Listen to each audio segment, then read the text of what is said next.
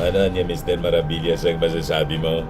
Tumindi yung atake ni Mautix kay Pangulong BBM. BBM. Nothing you po, mga kababayan. Nagbabagang mga balita at pagtalakay sa mga isyu ng lipunan. Bulsa, opinyon, banat at paglalantad sa katotohanan. Bulsa, what you see is what you get. You decide. Noong kampanya pa lang, gano'n na yung ginagawa ni Digong ko. Na-confirm niya Mr. Maravillas na talagang si Digong ang nasa likod ng Polvoron issue. Malamang po, with a statement na kanyang binitawan kahapon doon sa Maisog Leaders Forum, niya Mr. Maravillas, iisang kaso ng ICC, nanginginig na sila. Yan nga po. Yung sinasabi po natin, taranta sila, iisang kaso pa lang yan ng ICC, pero yung mga Marcoses, close to 1,000 cases yung hinarap. Hindi mo makitaan ng takot yung pamilya Marcos, mga kababayan.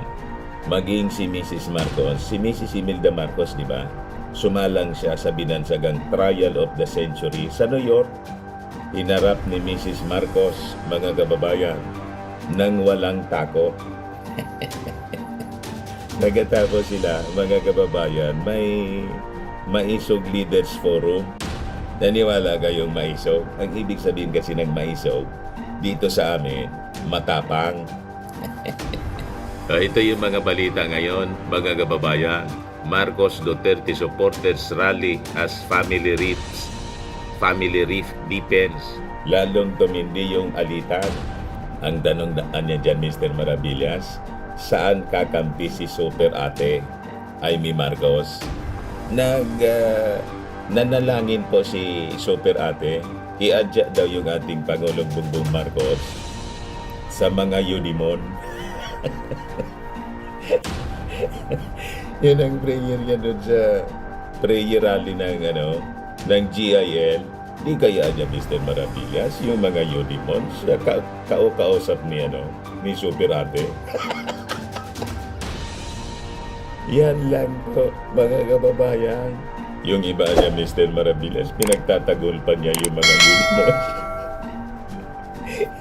Namamahay daw kasi sa palasyo yung mga Udimons, kaya pinag-pray ni Super Ate yung ating Pangulong Bongbong, yung kanyang kapatid. Ngayon, iparinig ko mamaya sa inyo, mga kababayan, yung direct attack na ginawa ni Mautix sa ating Pangulong Bongbong Marcos. Si PBBM daw bangag. The same accusation po, inulit niya dun sa Davao kahapon. Palagpakan po yung kanyang mga minions. Ayan po, mga kababayan. Kita ninyo mga minions, si Bongo, si Salmao Sidong Panelo, yung iba hindi ko man kilala, mga kababayan. At siyempre si Harry Roque nandun. Ito pa si si Baste, pinagre-resign yung ating Pangulong Bongbong Marcos kasi daw tamad. Yung ating Pangulong Bongbong Marcos nga po, aros wala ng pahinga. Alarga nga ngayon na Monday, papuntang Vietnam for a working visit, mga kababayan. Agriculture naman yung kanyang priority sa kanyang pagkikipag-usap sa mga Vietnamese leaders. Sasabi nga ng mga nag-react, yung rally sa Bagong Pilipinas, lahat mga programa at pangarap ng ating mga mamamayang Pilipino ang inihayag ng ating Pangulong Bongbong Marcos. Doon naman, mga kababayan sa Davao, lahat galit at panira yung maririnig natin. Kaya sabi ng ating Pangulong Bongbong Marcos, kailangan niya iwaksi natin yung toxic politics. Yan po, President Marcos Islams. Toxic politics. Lumang Pilipinas pa po kasi sila.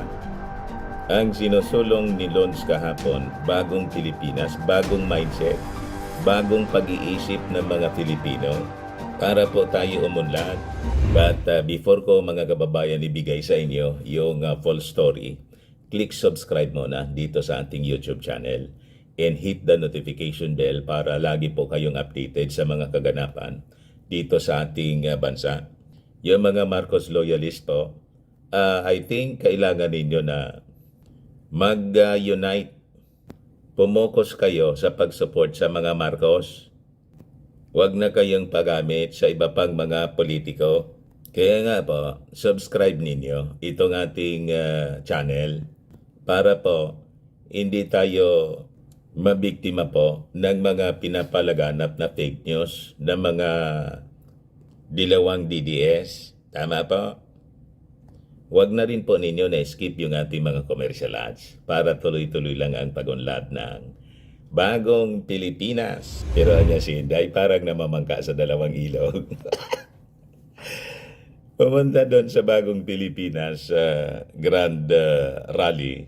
Pagkatapos, suportado daw niya, pumunta din doon sa Davao. Suportado niya yung anti-chat sa pre-rally. Hindi lang nga niya yun, Mr. Maravillas, anti-chat sa rally.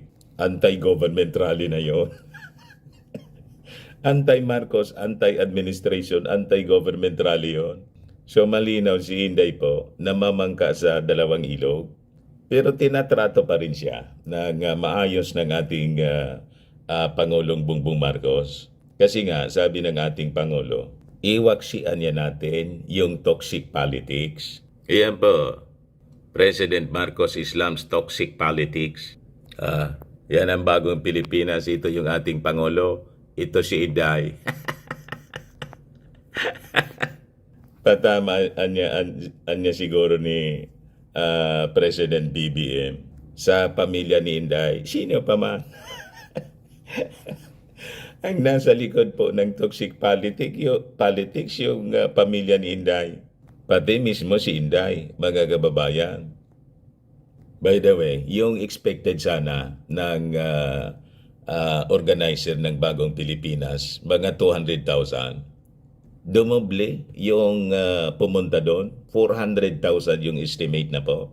So sabi ng ating Pangulong Bongbong Marcos, iwaksi natin ang toxic politics sa speech niya doon sa Bagong Pilipinas launching and negativity, and reiterated his call for unity in the presence of personalities who made headlines recently due to their alleged differences.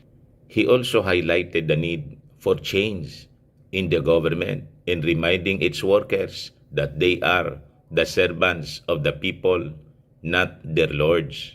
Officials estimated about 400,000 people flocked to the Quirino Grandstand in Manila to join the rally, filled with speeches trumpeting state programs and calling for a new Filipino, described by the palace statements as one who pursue excellence, innovations, and progress. Yan po yung panawagan, mensahe ng ating Pangulong Bongbong Marcos.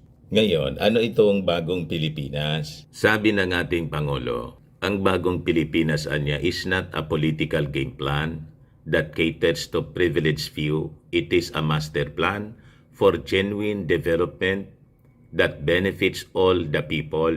Hindi rin anya yan partisan coalition. In disguise, it is a set of ideals that all Filipinos, regardless of political creed or religion or wealth, can coalesce around. Ito ninyo ang mga mensahe ng ating Pangulo. Punong-puno ng pagbibigay pag-asa sa ating mga mamamayang Filipino. Pag-asa, pagkakaisa, pagtutulungan para po tayo umunlad. Ang Bagong Pilipinas anya is addressed to all government officials and employees and citizens of this country. It is an invitation to all of us to think about being a Filipino and view the nation from a renewed perspective. Hindi tulad po ng mindset ni Maudigs, lahat pagmumura, paninira, panggagatong laban sa administrasyong Bongbong Marcos, at yun ang kanyang ginawa kahapon. Doon sa inorganize nilang Maisog Leaders Rally. Kontrast po ang dalawa. Yung puso ng ating Pangulong Bongbong Marcos at kanyang kaisipan punong-puno ng kabutihan para sa ating mamamayang Filipino. Si Maudigs punong-puno po ng hatred. at kasamaan ang lumalabas sa kanyang bibig. Iparinig ko sa inyo yung kanyang speech mamaya. Sabi ng ating Pangulo, ang bagong Pilipinas is a nation, is a call for transformation. The transformation of our idea of being a Filipino in the transformation of our economy, governance, and society. Si Mau Diggs po hindi mag-transform. Naturalan niya, Mr. Maravillas. Mahirap turuan na niya yung, di ba niya may kasabihan, old dogs, or you cannot teach old dogs with new tricks. Yun ang mahirap sa mga tulad po ni Mau Diggs, matanda na, walang pinagkatandaan. Bagong Pilipinas is not anya a political game plan, kundi ito ay isang master plan for the genuine development that benefits all people. Sabi ng ating Pangulo, government will be more responsive to people's needs under Bagong Pilipinas. Ang layunin ng Bagong Pilipinas ay maglatag ng mga mithiin na dapat nating makamtan para sa kinabukasan ng ating bayan. Ang ating pamalaanan niya will prioritize the youth welfare under Bagong Pilipinas, sabi ng ating Pangulo. Through Bagong Pilipinas, we will meet our greatest obligation to our youth to mold them into critical thinkers, problem solvers, and brave visionaries for the country. Hindi yung tulad ng itinuturo ng mga Duterte. Ang natutunan po, yung terminologyeng tambalos-los. Ano pa natutunan ng mga kabataan? Pagmumura. Siyempre, kung anong ginagawa, naririnig ng mga bata sa matatanda, ang akala nila ay tama. Kaya, after the Duterte administration, 6 years po, pagmasdan ninyo, mag-behave yung ating mga kabataan. Naging mga bastos lalo. Dati ng bastos. Lalong lumala yung pagkabastos. Kasi yung presidente po bastos. Yung mayor sa Davao, bastos. O Baste pala.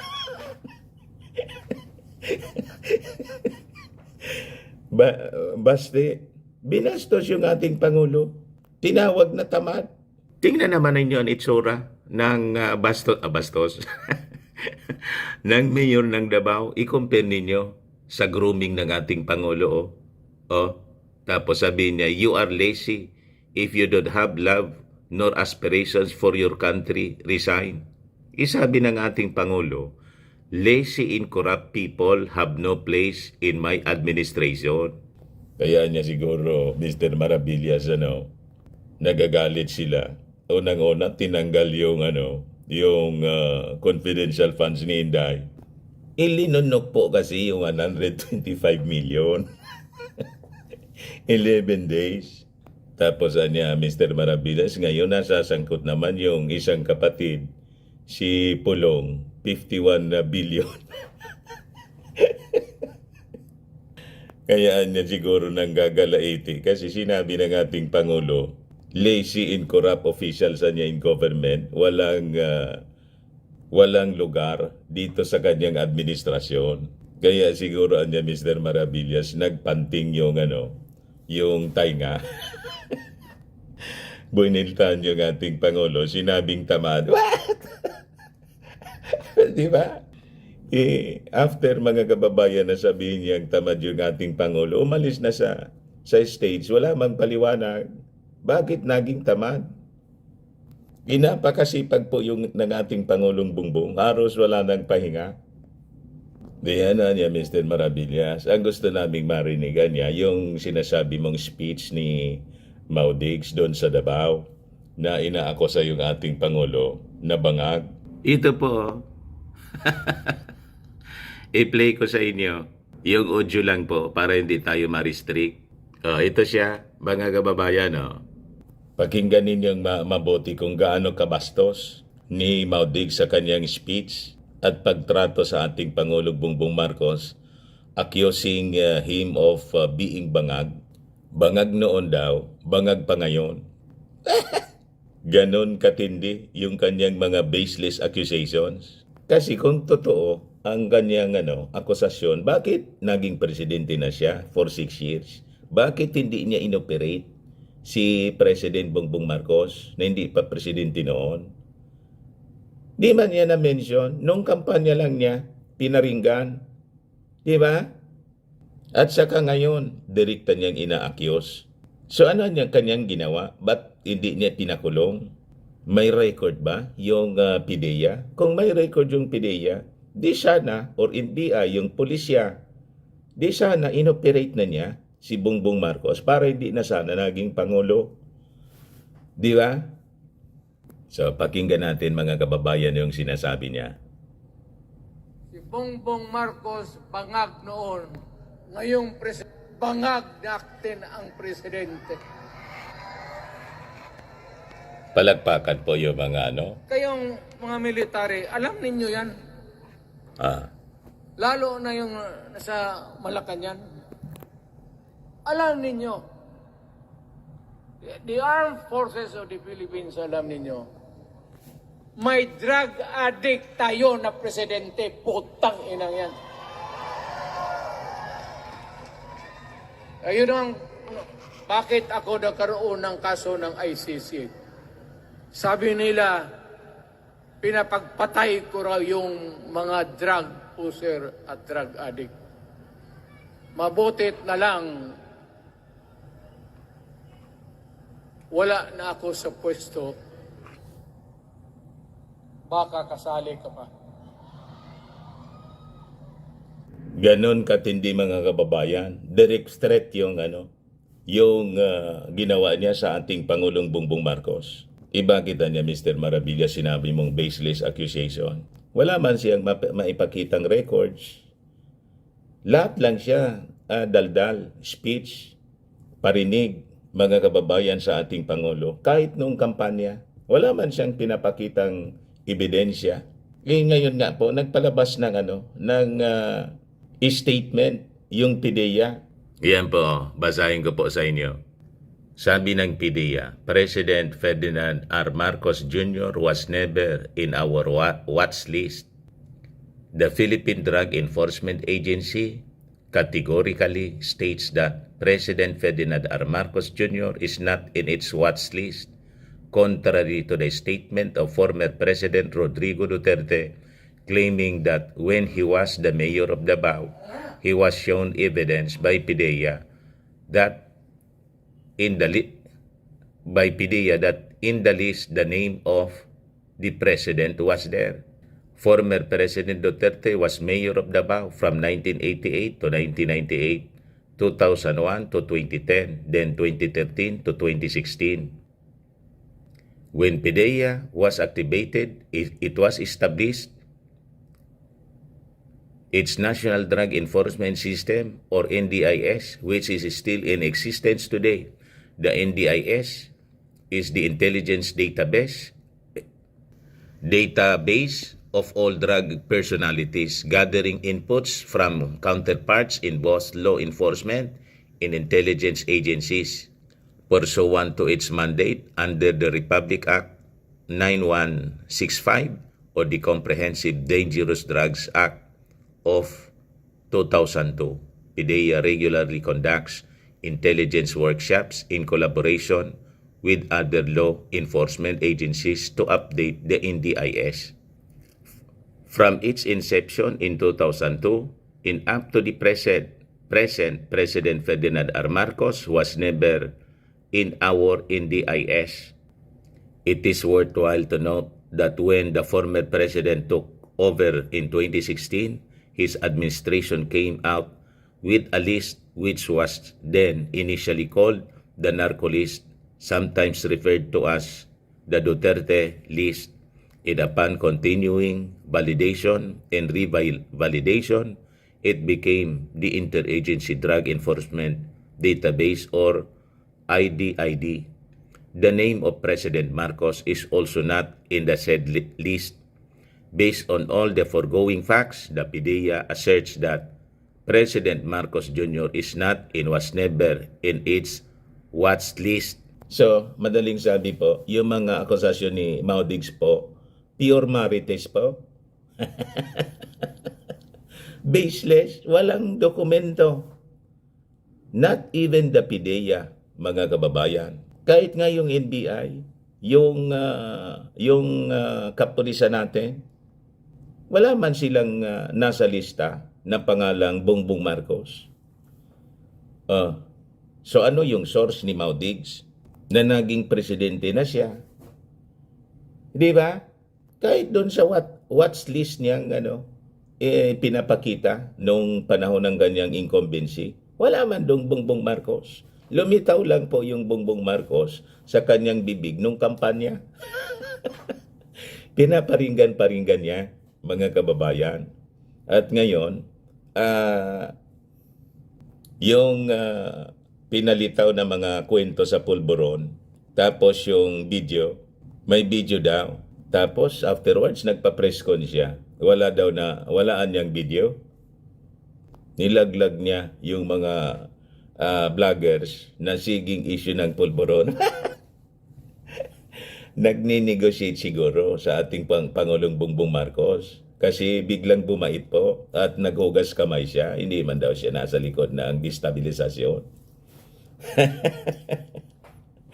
Gusto na niyang makipag-usap sa ating Pangulo pero afterwards wala man nangyaring pag-uusap. Siguro narinig ng ating Pangulong Bongbong Marcos yung ating advice. Sabi natin, Mr. President, huwag mong patulan yan. Pag nakuha na niyan, yung gusto niya, tulad ng ICC, at sa yung pinapakiusap na franchise na namimiligro ng SMNI, biglang babaliktad na naman yan. Kasi ugali nila yan eh. Wala pong nangyaring pag-uusap with the President. Kaya siguro nanggagalaiti ngayon, umuusok po si Mau Diggs. Biglang nagpatawag po ng Maisog Leaders Forum sa Davao at isinabay sa kick-off rally ng Bagong Pilipinas. Tinapatan po. What? You see? Malinaw po yung balita ngayon. Oh. Mariing pinabulaanan ngayon ng Philippine Drug Enforcement Agency ang aligasyong kasama sa drug watch list si Pangulong Ferdinand Marcos Jr. Tugon ito ng PIDEA sa naging pahayag ni dating Pangulong Rodrigo Duterte na noong alkalde pa ito ng Davao ay nakita ditong kasama si PBBM sa drug list. Ulat ni Mary Ann Bastasa, basahin sa radiopilipinas.ph. President Marcos hindi kailanman napabilang sa drug watch list ng PIDEA. Ayan o. Yan ang balita. Nag-react agad yung PIDEA, mga kababayan, sa mga kasinungalingan po ni Mau Diggs. Wag na anya natin, Mr. Maravillas, sa patulan si Mau Diggs kasi ulyani na. Pabago-bago yung mga statements. Minsan mabait, minsan biglang tumatapang na ganito. Pero anya, takot sila sa ICC.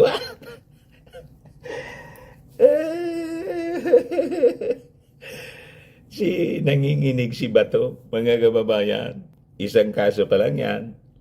Pero yung mga Marcoses po, close to 1,000. Hindi mo makitaan po ng takot. Ako po si Dante Maravillas. Bye-bye po. God bless. Firmax Firming and Lifting Cream, pinapahid po sa mga pulses in affected area. Mainam po sa paninigas ng mga kaso-kasoan. Ito naman po, Automax Radiant Serum. Sa mukha naman yung application, anti-aging po siya. You will look 10 years younger than your age. Sa mga cancer patients naman po, baka lang gusto ninyo itong itry. Ningxia Red Mix Fruit Drink. Hindi man po siya gamot, food supplement siya. Kaya lang, gawa siya, mga kababayan, sa goji berry. Yung goji berry may anti-cancer properties. Ayos po. O yung mga inquiries ninyo, dumiritso na lang kayo sa aming messenger sa Facebook para masagot namin agad. Ako po si Dante Maravillas. Bye-bye po. God bless. Sa managana po ng Malinis and Spacious Fitness Gym, punta lang po kayo sa aming Colossal Fitness Gym. We also offer Grab Car Rental with our brand new 2023 model ng Toyota Innova. We also accept booking for those who are planning to travel via PAL, Cebu Pacific and other airline companies, local and international, and bills payment for Meralco Bills, PLDT, etc. Maraming salamat po. Dumarami na yung mga nagbo-booking po sa amin, pati sa mga hotels. Para po makamura po kayo, makatipid kayo, dito na kayo magpa-booking online sa aming office. May Paymaya po kami, may bayad center na rin po. Ang Colossal Fitness Gym is located at 3rd floor, Security Bank Building, Lanco Business Park, Legazpi City, Albay. For inquiries, look for Gilon Maravillas, contact number 0966-802-0949. Ito po yung grab car namin. Lagi nang matao po sa amin. Naka-set up na rin yung mga bagong equipment po ng gym. Brand new lahat. Isang malaking truck yung dumating. May treadmill na rin po kami. Ayos pa mga kababayan. Ayos na niya Mr. Maravillas.